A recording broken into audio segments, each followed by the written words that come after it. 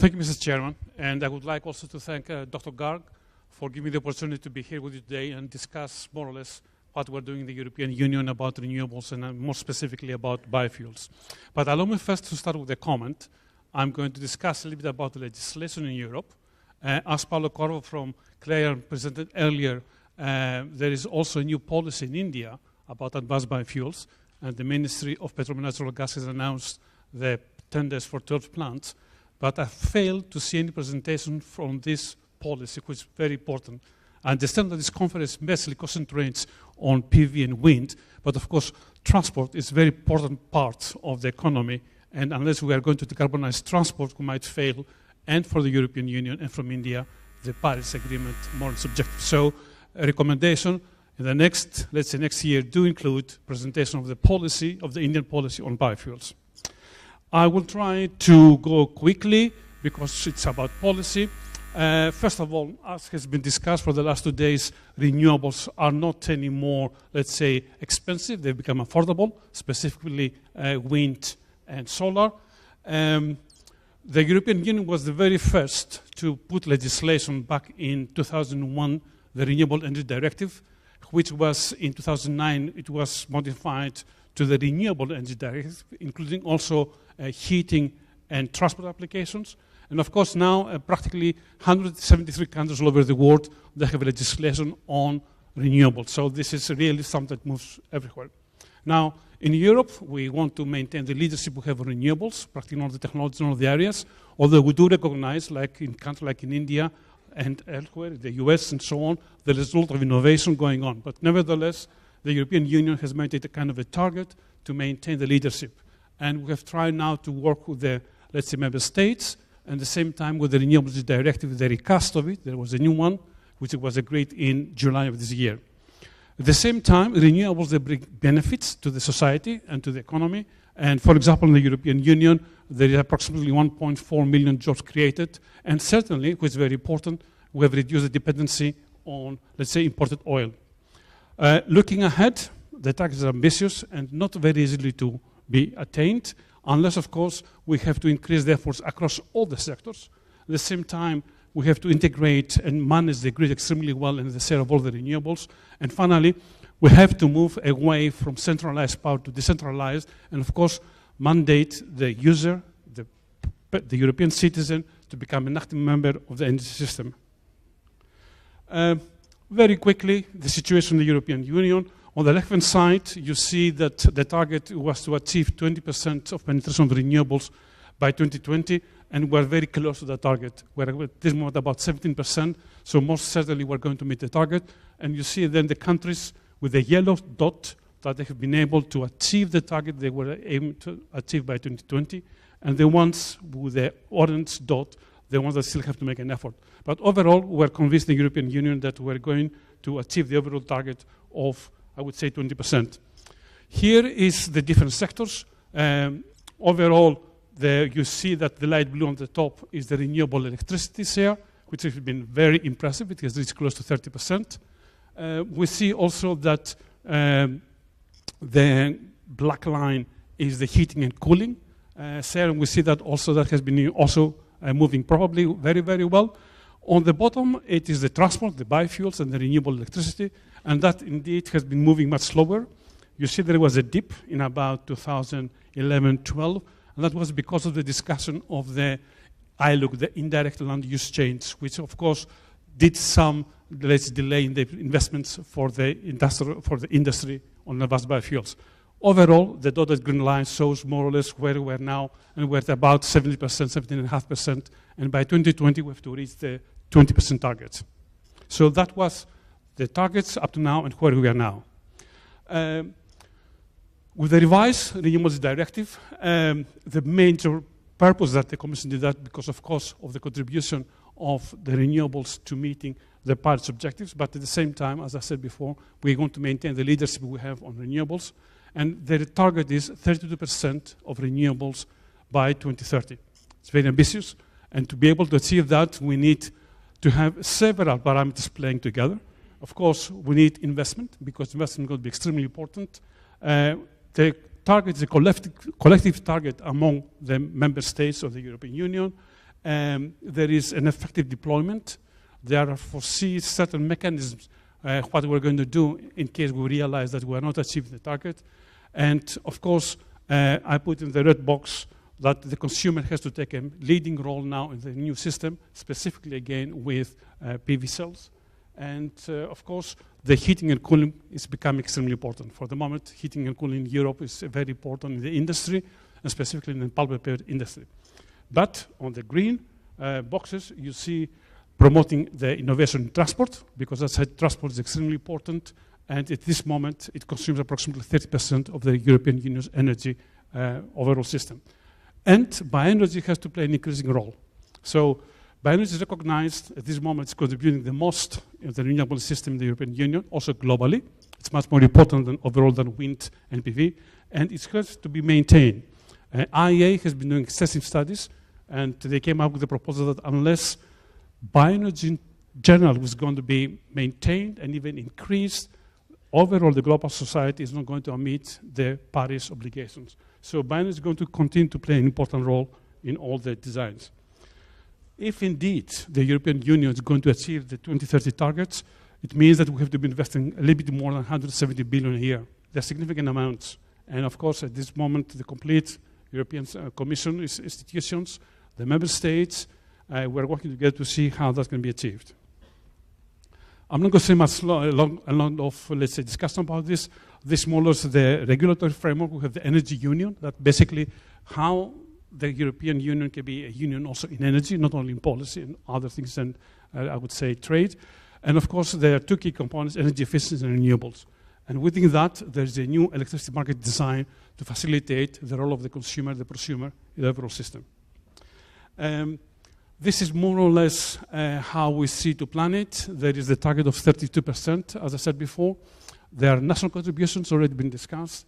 There is a formula at this moment agreed to discuss what has to change in case we would realize that we're not going to achieve the targets. And that's going to be done in 2023. There's going to be a review of the overall process, where we are, what have we achieved, what has to change in order to achieve the targets. And of course, there are at the same time, as I said, there is a lot of discussion about financing, how we're going to raise the appropriate funds so that, let's say, we can have the investments of the technology developers like Clarion and others in all the various sectors of renewables. I'm not going to say too much work about that. There are several toolboxes, and again, priority is given, at least from our perspective, about the target for transport, the sustainability of bioenergy, because the issue of sustainability is extremely important in the European Union, and that's why we have a lot of the discussions around ILUC and all other issues. Overall, about biofuels, we see that the target of 10%, which was the 2020 directive, we expect to be achieved by 2020. That includes renewable electricity transport, that means railways, and if possible, we'll see little by little the penetration of renewable electricity in the cars. The conventional fuels and biomass and biofuels from food and feed sectors, they're going to be frozen around 2020 targets. That means the European Union wants to say we have to move away from food and feed resources. We have to move more or less to look to advanced biofuels from lignocellulosics, waste, municipal solid waste, biogas coming out of anaerobic digestion from, again, manures and so on. And of course, again, because of the discussion of ILUC, the indirect land use change, this kind of biofuels, one of them, the most commonly addressed, is the palm oil, is going to be frozen and gradually reduced to zero by 2030. There are multipliers, and the multipliers have the role to facilitate the member states in achieving the targets. There is 4% for electrification in passenger cars, 1.5% in railways, and for biofuels in maritime and in aviation, 20%, 2%. Very quickly, this is how we look, at least in DG Energy, how we move from the lignocellulosics, biomass and waste values to the fuels, to the advanced biofuels. If you go from the sugars, what more or less, let's say, Clarion is doing, you extract the sugars, from the sugars you can move to chemicals, then you have the lignin, which again, with the lignin you can go to chemicals, and then from fermentation you go to ethanol, and from ethanol even you can go to, for example, biokerosene. For gasification, you can synthesize gas, which you can put in fuels or chemicals. Again, you can put it over a catalyst, and you can end up with synthetic biofuels. For pyrolysis, it's very interesting. Pyrolysis now, of course, for the moment, it's rather complicated. You cannot move directly to, I would say, transport fuels, but you can either process it to chemicals or you can gasify it further, but also you can co-process it in petroleum refineries. And there's a lot of work now at this moment taking place in this kind of activities in Europe and also elsewhere. And finally, of course, when you have, let's say, you can hydrogenate vegetable oils to produce paraffin fuels. This is the situation where we see the development of the technologies. Still on the lab scale, from lab to pilot, we are looking about microbial conversion to biofuels. From R&D to demonstration scale, we have the algae and biokerosene, moving, let's say, producing kerosene. Then we have the biodimethyl ether, which there was a very big, very successful demonstration in Sweden. But for the moment, it has more that kind of technology has stagnated. First of a kind, by that we mean building the first commercial plant for the first time.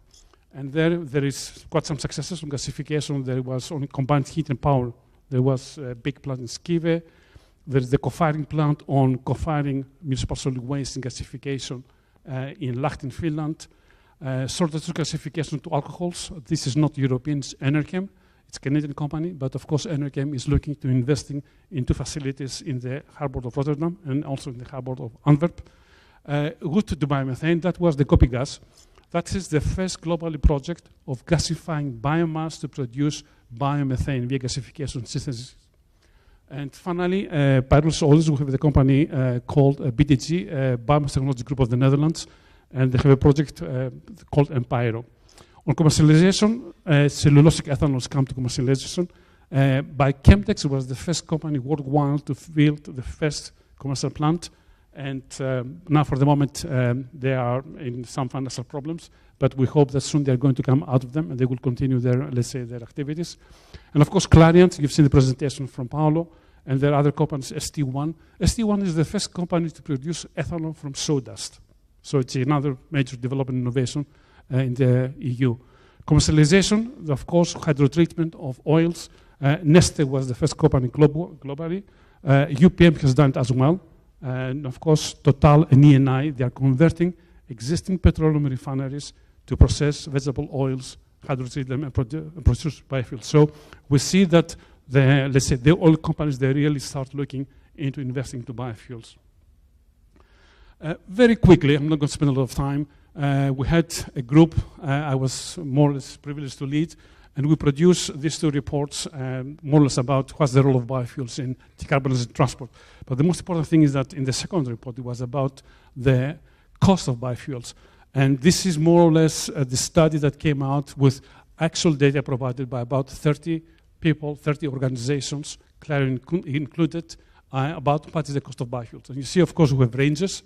The red lines indicate the regional data when the work started. The green lines indicate more or less how they will just follow the work of the subgroup on advanced biofuels. And you see that for the moment, only the hydrotreated vegetable oils, the HVOs, and certain types of biomethane, they can be competitive with, I would say, fossil fuels like diesel and so on. But cellulosic ethanol is not very far away from it. So with some advances in enzymes and so on, and reducing the operating cost, cellulosic ethanol also should approach the target. This kind of work, for the moment, is being updated in cooperation with the headquarters, the modeling department of IEA in Paris, and also with the work with the IEA Bioenergy. Another, very briefly, 2 minutes. We've created a working forum with about 100 organizations, and you see some of the names, Airbus. Practically, we try to put together all the technology providers for biofuels and all the transport sectors.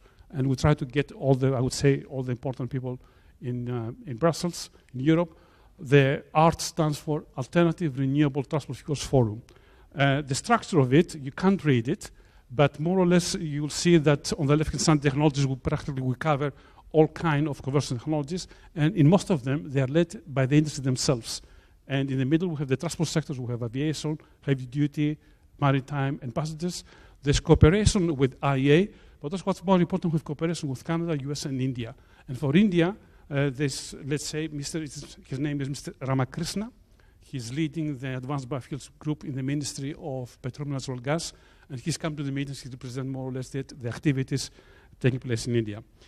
Very quickly, some demonstration of the plants we've done with support via the European Commission. This is the plant of Abengoa.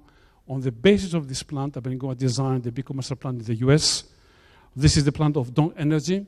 Now Dong doesn't look anymore into the area of biofuels. They are looking much more to biochemicals. This is the Clariant plant. We didn't pay for this money. We didn't pay anything for this plant. That was developed by money from Clariant, but of course, with the support we gave to Clariant, Clariant built the first commercial plant in Romania. And this is one of the projects on algae from biomass.